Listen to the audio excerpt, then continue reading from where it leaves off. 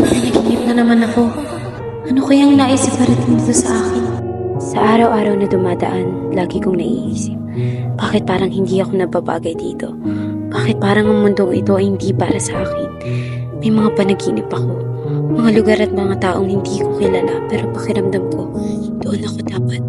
Doon ako totoo. Isusa, paano pang hinihintay mo riyan? Pumarito ka na.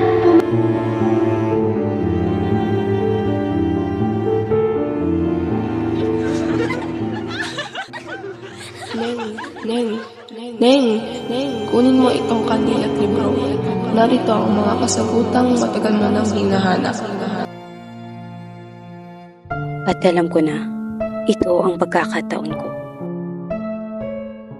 Pinigit ko ang aking mga mata at humuli. At sa isang iglap, nandun na ako sa makalumang mundo na tila ginawa para sa akin.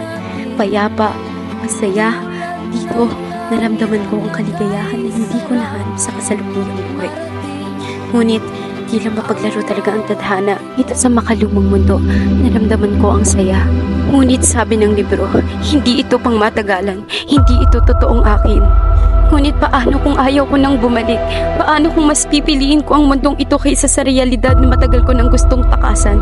Isang hiling, isang pagkakataon, ngunit bakit kailangan laging may wakas? Ayaw ko nang bumalik. Paano ko ito ipaglalaban?